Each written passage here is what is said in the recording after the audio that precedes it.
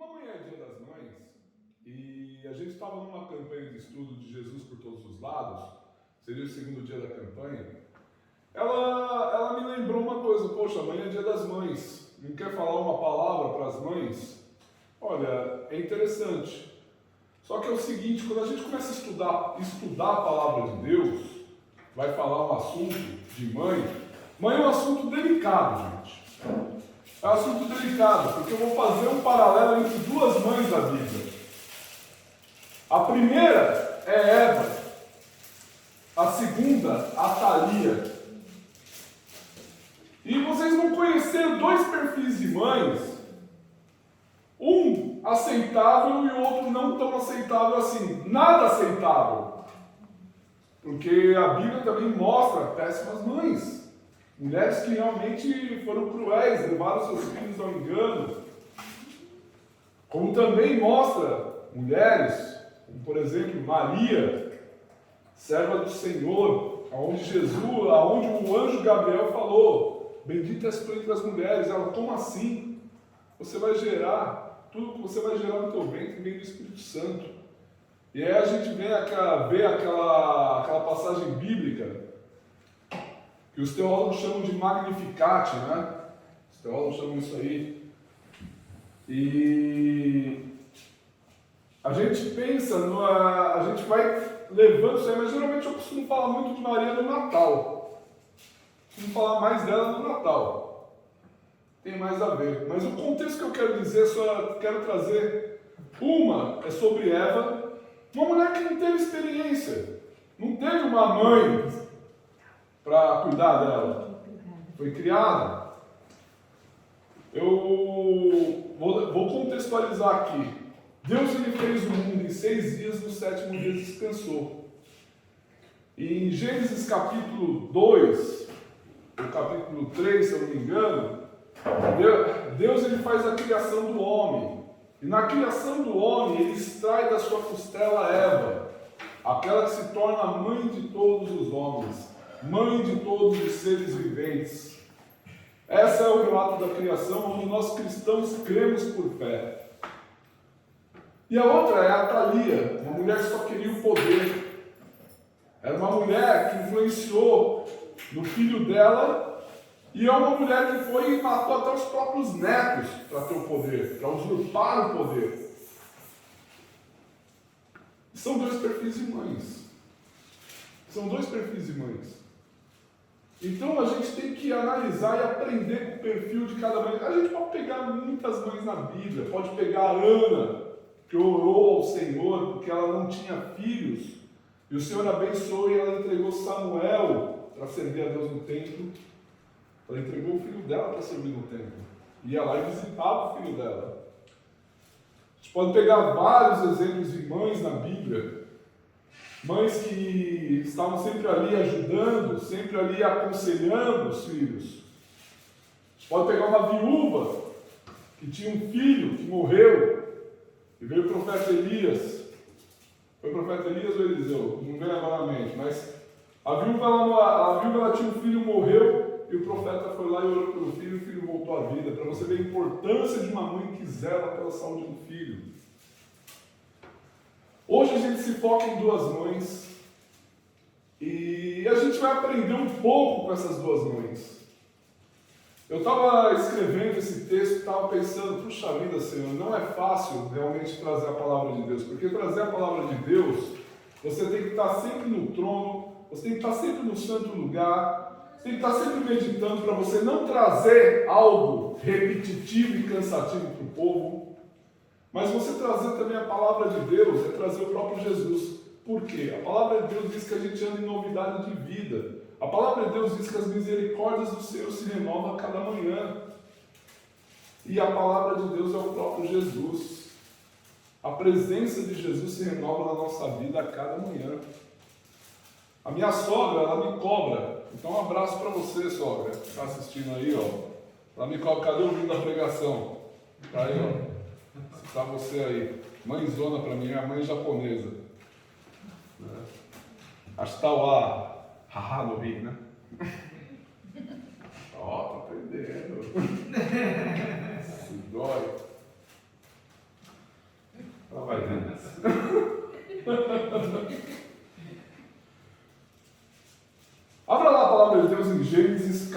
3, verso 20. Fiquem à vontade. Gênesis é o primeiro livro da Bíblia.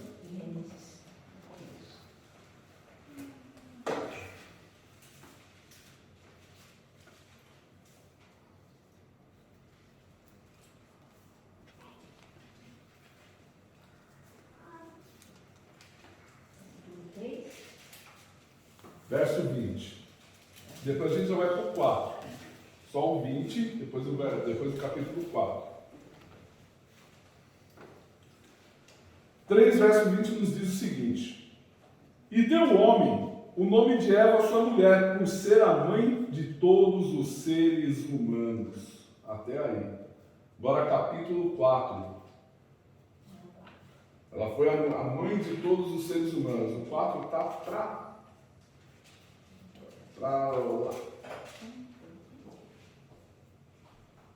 O 4 do 1 ao 5. Isso aí. Nos diz o seguinte: Coabitou o homem com Eva, sua mulher. Esta concebeu e deu à luz a Caim. Então disse: Adquiri um varão com auxílio do Senhor. Depois deu à luz a Abel, seu irmão. Abel foi pastor de ovelhas e Caim lavrador. Aconteceu que no fim de uns tempos trouxe Caim do fruto da terra uma oferta ao Senhor. Abel, por sua vez, trouxe das primícias do seu rebanho da gordura deste. Agradou-se o Senhor de Abel e de sua oferta. Até aí, vamos orar. Pai Santo, em nome de Jesus, muito obrigado por esse momento, Senhor. Muito obrigado pela palavra que está sendo lançada, Pai. Pai, em nome de Jesus, que nós sejamos cada vez mais transbordantes da Sua presença, transbordantes do Espírito Santo, e que essa graça dessa palavra venha falar, Pai, com os Teus filhos, com as Tuas filhas presentes aqui nesse local. Pai Santo, em nome de Jesus, vem, traga renovo, traga cura, traga transformação, e que essa palavra venha dividir cada vez mais as juntas e medulas, e venha dividir como uma espada também a alma e do Espírito. Vem e traga-nos, Pai, revelação desta palavra, que nós sejamos cada vez mais transformados por Ti, em nome de Jesus. Amém. Até aí. Glória a Deus. A gente viu aqui um caso de Eva, onde Adão, quando ele chamou, ele botou o nome dela de Eva, significava que ela iria ser a mãe de todos os seres viventes, todos os homens viventes. E eu achava interessante que lá em Guarulhos, em São Paulo, eu sempre prestei atenção numa avenida, numa rua, que se chamava Mãe de Todos os Homens. E eu não sabia que a referência a essa rua lá em Guarulhos é voltada a isso, a Eva, que foi a mãe de todos os seres humanos.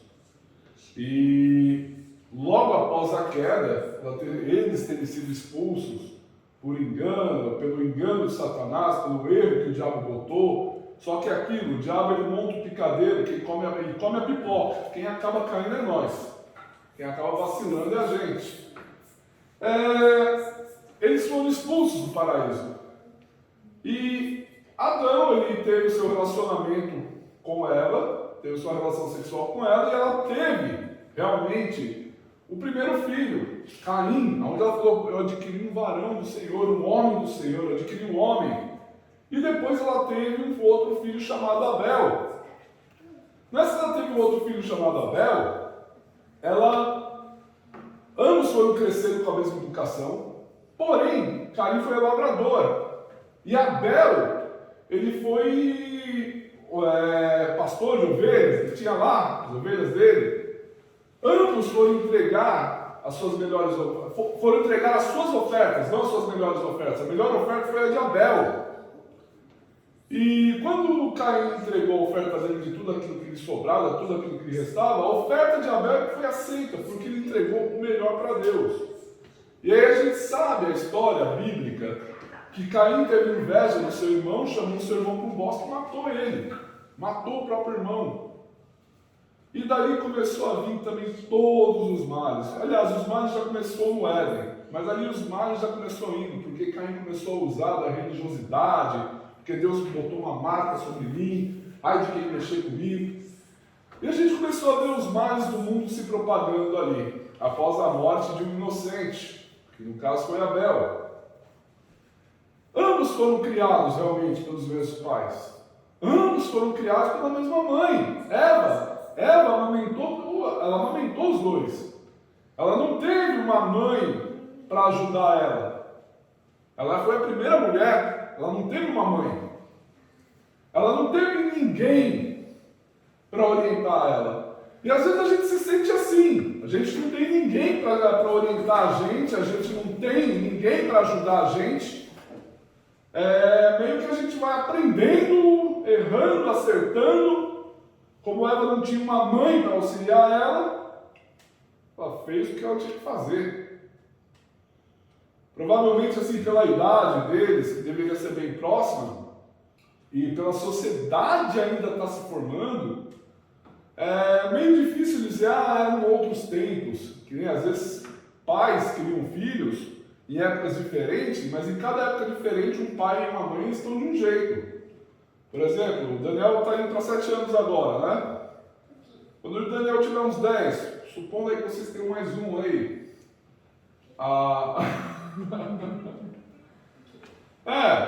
Vamos supor, a maturidade de vocês vai estar outra.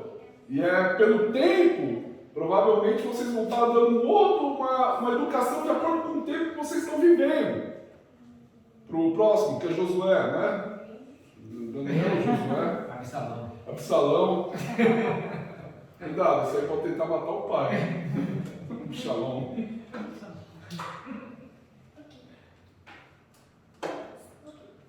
Não, era diferente. Não era uma época que tinha uma sociedade formada para se dizer, foi uma época, cada um foi criado numa época. Não tinha como isso aí. Se você pegar um panorama de que o mundo estava sendo formado.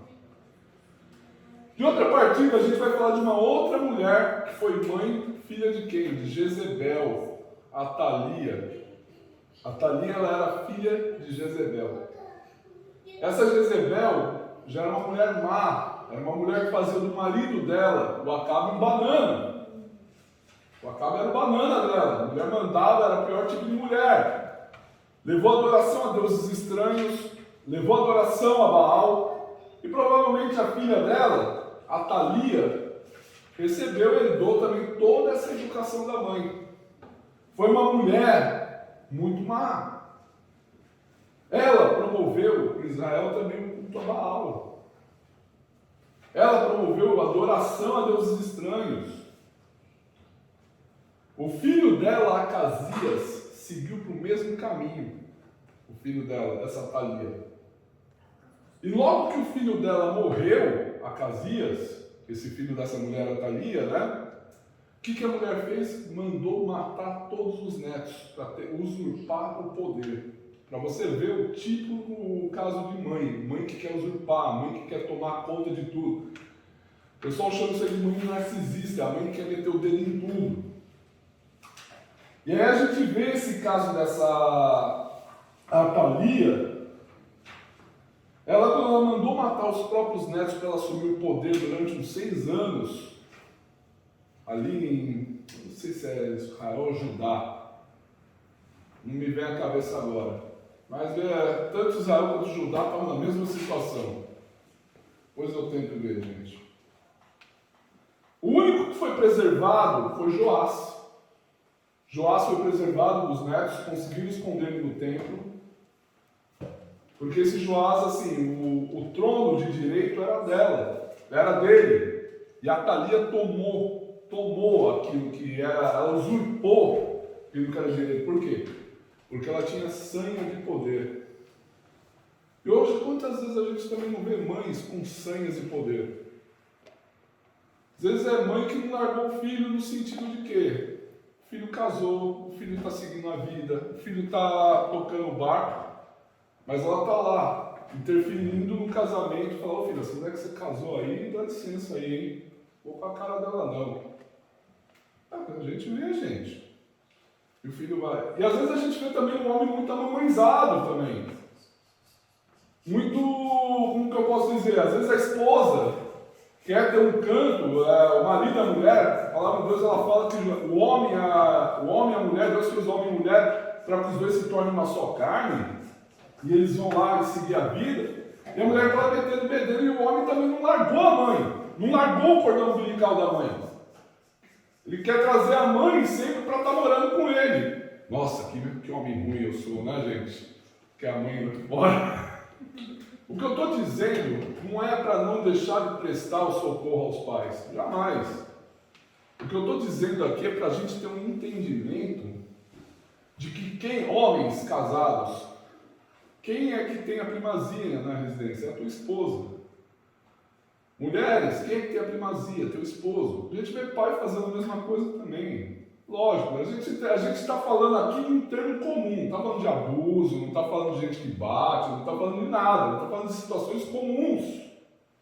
A gente tem uma vida comum.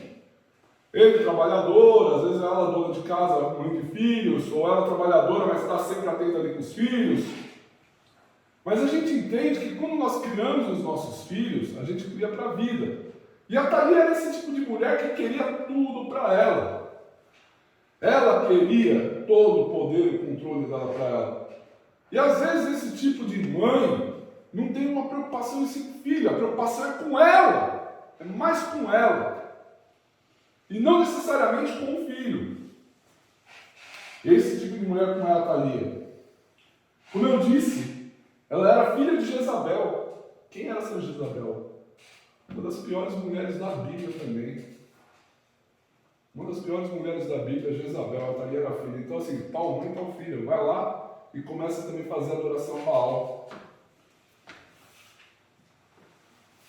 Essa Thalia, ela governou por 6 anos. Só que ela morreu em desonra, porque ela percebeu que todos os planos que ela estava fazendo, ela tinha tramado de poder, caiu por terra. Porque numa obra de Deus, tudo aquilo que se levanta contra a obra de Deus, contra uma vida de Deus, contra uma vida com Cristo, cai por terra, gente. Cai por terra. Abre lá em 2 Crônicas, para você entender o que eu quero dizer. Pode manter o dedo aí em Gênesis, que a gente vai voltar. 22, verso 12. Segundo Crônicas. Segundo livro das Crônicas. 22.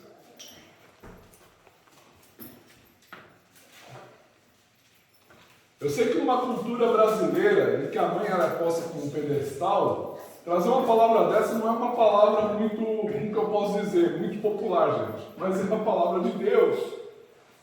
Não é muito popular. Falar de uma mulher como a Thalia. Olha o que aconteceu com ela, Thalia. Vendo a Thalia, mãe de Acasias, que seu filho era morto, levantou-se e destruiu toda a descendência real da casa de Judá. Já está escondido, Judá. Toda a descendência, mas foi Jeosabeater, filha do rei, tomou a Joás, filho de Acasias, e o furtou dentre os filhos do rei, aos quais matavam, e o pôs a sua alma numa câmara interior.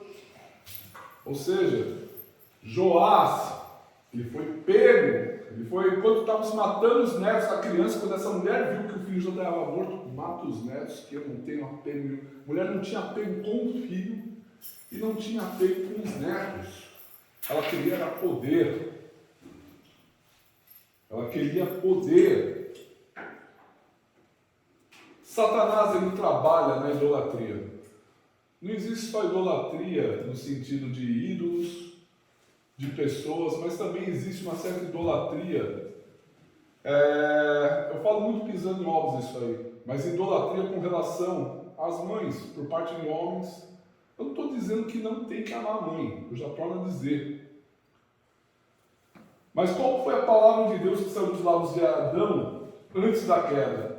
Em Gênesis 2, 23 e 24, não precisa ler não, vou ler aqui. Gênesis 2, 23 e 24 fala o seguinte: e disse o homem: esta é afinal osso dos meus ossos e carne da minha carne, chamar-se-á varoa, porquanto do varão foi tomada. Por isso deixa o homem, pai e mãe, e se une a sua mulher, tornando-se dois uma só carne. Adão já lançou uma palavra profética. Essa é a mulher, carne do meu carne, sangue do meu sangue, corpo do meu corpo. E olha, tomará o homem, deixará o homem seu pai e sua mãe, e tomará a esposa, e os dois vão se tornar uma só carne. Isso é bíblico, gente. Foi uma palavra lançada. Sabe o que significa o casamento? O casamento é constituir uma nova família. Mas o meu casamento está uma porcaria. Começa a lançar a palavra de bênção sobre o teu casamento. Meu casamento, eu vi uns tapas aí, hein? Uns tapas aí.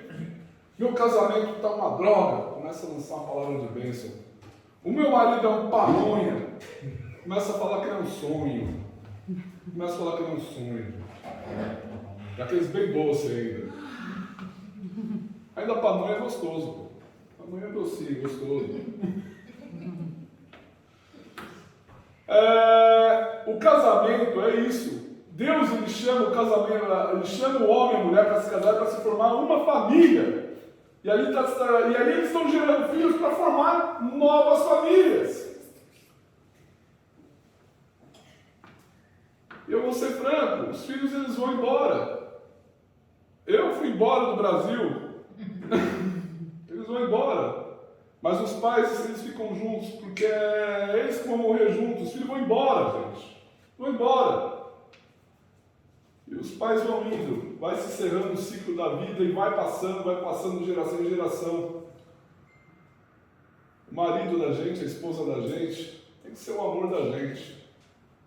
Em algum momento, se perdeu-se aquilo, resgata aquilo diante de Deus. Se aquilo lá se perdeu, resgata. O convite realmente de Deus é que a gente forme uma nova família. Às vezes a gente vê os pais disputando com genros e noras o lugar que Deus determinou no casamento.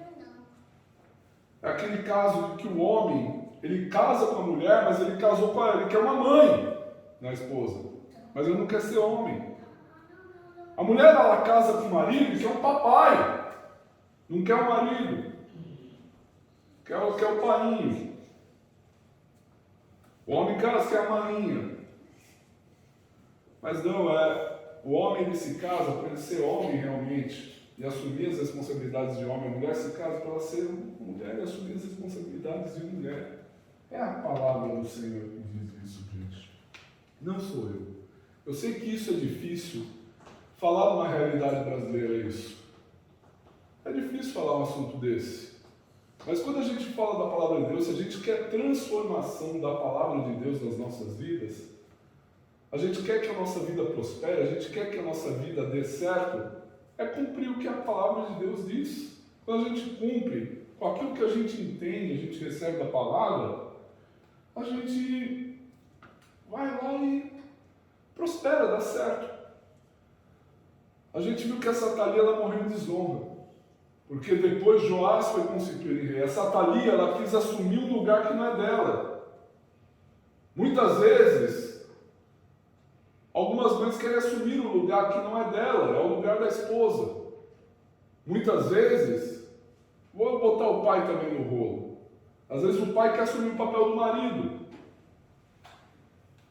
E não é por aí. Eu sei que a gente vive num país, numa sociedade, não vou dizer país, numa sociedade que as pessoas, as famílias estão desestruturadas.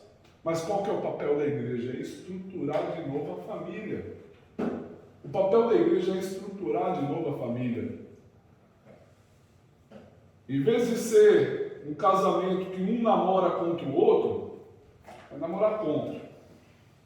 É o mau humor, quando está namorando contra quem agora? Estou namorando contra aquela pessoa ali.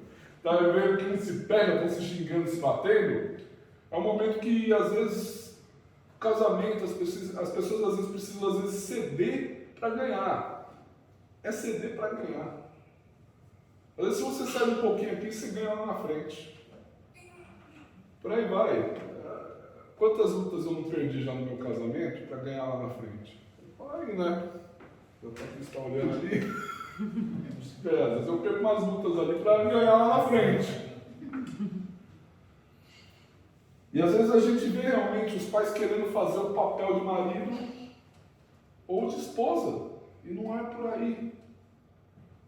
Casou, lembra aquela... Tinha um ditado no Brasil Quem pariu, Mateus que vale? Não sei como é que fala isso aí. Pera, você casou, você escolheu? Se vira! Sabe? Se vira, meu filho. Se acerta aí. O que você quer saber de conselho? Porque é o que os pais falam, é o que os cabelos brancos trazem. O Júnior não vai ter esse privilégio de ter cabelo branco. Não vai ter. Não vai ter. O cabelo branco ele serve para dizer sabedoria. Uma tintinha dá um jeito, mas o meu é branco também. Ele representa uma sabedoria, porque é o que os pais se tornam depois que os filhos se casam. Eles se tornam tutores. Tutores no sentido... Tutores não, orientadores. Tutor está errado. Tutor ainda está mantendo. Eles se tornam orientadores. E aí fala, olha, você não casou, a situação não está assim assado? Se vira, se arruma, se ajeita. Lógico, cada caso é um caso, mas eu estou falando de modo geral. O pai, os pais em geral, eles não devem assumir o papel do casamento dos filhos. Isso é uma responsabilidade dos filhos. Se a gente voltar lá para Gênesis de 4, 1 a 5, ambos os filhos, voltando para Eva, foram criados pelos mesmos pais. Foram criados ali por Eva. Ambos os filhos. Mas do que a gente aprende nessa situação? Que nenhuma mulher ela nasce sabendo como ser mãe. Nenhuma. Você sabia o que era ser mãe, tia? Tem filho, né, tia? Sabia o que era? Quando nasceu, você sabia como que era ser mãe? Tá aprendendo ainda, né, Cris? Tá aprendendo. Quer cuidar de uns 22 igual o Daniel? Tá precisando lá, Patrícia. Ninguém. É algo que se aprende com o tempo, se aprende com a experiência. Nenhuma. Eva nos ensina isso. Que às vezes a gente não nasce sabendo como ser mãe, mas a gente vai se aprendendo. Uma mãe do Senhor sempre tem orientação na palavra. Sempre. Uma mãe do Senhor em Jesus, uma mãe em Jesus, uma mãe do Senhor, uma mãe em Cristo, sempre tem que buscar sabedoria na palavra de Deus. Mas eu não sei por onde começar. Leia Provérbios, leia os Salmos, começa a ler a vida de Jesus, os Evangelhos, começa a aprender mais dele, mais de Jesus. E quando a gente está aprendendo, eu vou falar, a gente erra. E eu posso falar, erre, curte o seu erro, para você não errar mais. Acerte. Quando você acertar, você dá uns tapinhas nas costas, dê um glória a Deus e fala assim, puxa, acertei a situação. Se permita errar, se permita acertar. Se dedique. Se dedique sim na criação de filhos. Se dedique. E o mais importante de tudo, continue amando. Continue amando. Como foi mencionado aqui, qual mãe abandona o filho? E ainda que abandone, o Senhor Deus não vai te abandonar. Ainda que às vezes uma mãe possa abandonar os filhos, como a gente vê isso acontecendo, a gente vê. Saiba que o Senhor não abandona.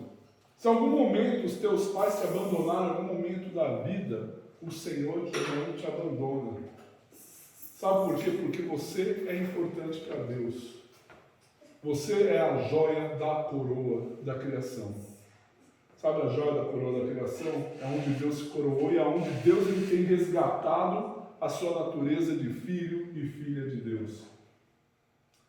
Deus ele nos entregou a palavra dele. E pelo fato de ele nos entregar essa palavra é nossa. É o meu lema. E quando a gente começa a usar essa palavra, começa a falar, a liberar palavras, a profetizar, significa que a gente não está refém da situação. Falando de trabalho, eu sempre costumo dizer que quando eu chego no trabalho, eu falo, onde eu colocar a planta dos meus pés, aqui se torna um local santo. Ainda que meu dia possa ter sido ruim, eu posso dizer, eu não fiquei refém do meu dia. Não fiquei refém de um dia ruim. Ainda que meus pais tenham me abandonado, eu sei que o Senhor Deus não me abandona, porque eu não estou refém do abandono dos pais. E melhor, eu profetizo bênção na vida deles. Eu lanço palavras de Deus na vida deles. para que eles se voltem ao Senhor. Meu filho está preso em drogas. Meu filho, minha filha está presa numa prostituição. Eu vou lançar a palavra. Meu filho vai ser homem de Deus, vai ser profeta, vai ser servo de Deus. A minha filha vai abandonar essa vida de loucura. É lançar a palavra de Deus. Aleluia. É saber que o pai tem autoridade para lançar a palavra. Eu me lembro que o meu sogro, vou comentar do Jairzão, ele falou uma coisa para mim quando a gente estava namorando. Ele já lançou uma palavra para mim, hein?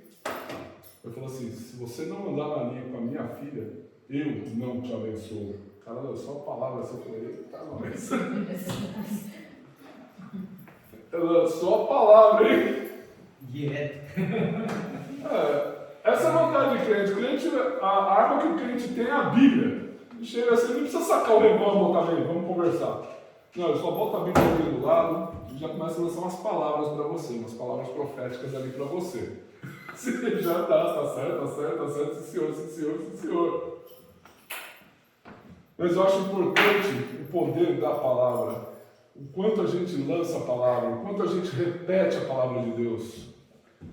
Sabe, quando a gente pega esse texto bíblico aqui e começa a abrir e a orar, e começa a ler, olha só, aqui eu fui no sorteio aqui, na sofonia, às vezes você está orando lá, Senhor, a tua palavra diz: eis que naquele tempo procederei contra todos os que te afligem, salvarei os que cocheiam, recolherei os que foram expulsos, e farei deles um louvor e um nome em toda a terra que sofrerem ignomia.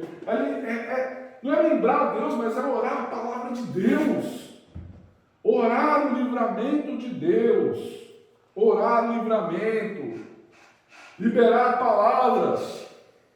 Se você é pai, se você é mãe, libere palavras sobre os teus filhos.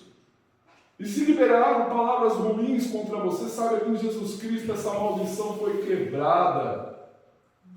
Em Jesus toda a maldição foi passada de pai para filho, foi quebrada.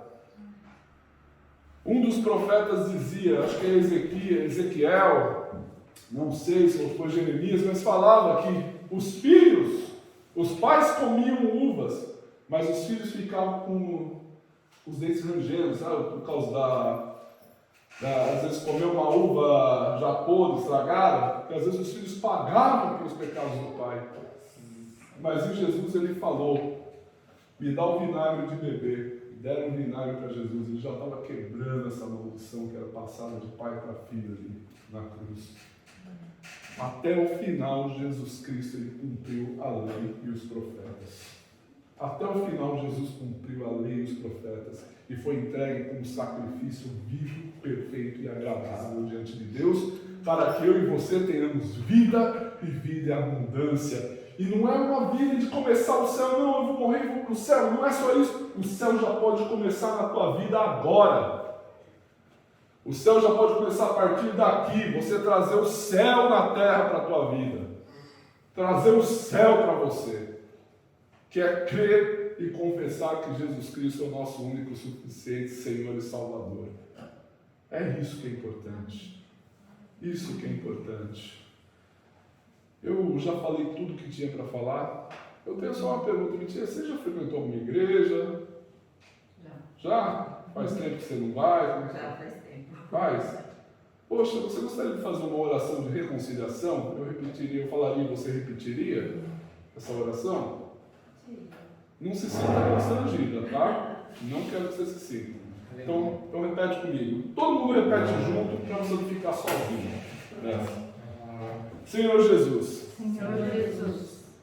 Eu andei por muitos lugares. Eu andei em muitos lugares. Mas eu só sei Mas eu só sei que o único caminho é você. que o único caminho é você. Jesus, Jesus. você é o caminho, O seu caminho, a verdade a verdade e a vida. e a vida. Ninguém vai ao Pai Ninguém vai ao Pai senão por você. senão por você. Por isso eu te peço, Por Jesus, isso eu te peço, me recebe em teus braços. recebe em teus Eu braços. te aceito, Jesus, Eu te aceito, Jesus, como meu único suficiente, como meu único suficiente, Senhor e Salvador da minha vida. Senhor e Salvador da minha E vida. eu creio E eu creio que eu vou andar em novidade de vida. que eu vou andar em novidade de filho. Me acolhe de volta nos teus braços, Senhor. Me acolhe de volta aos seus braços. Em nome de Jesus. Em nome de Jesus.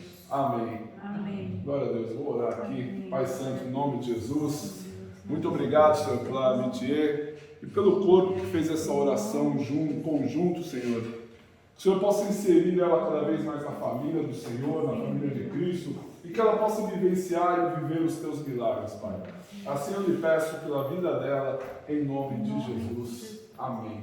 Glória a Deus. Seja bem-vindo à família. Só vou ficar de pé, vamos orar.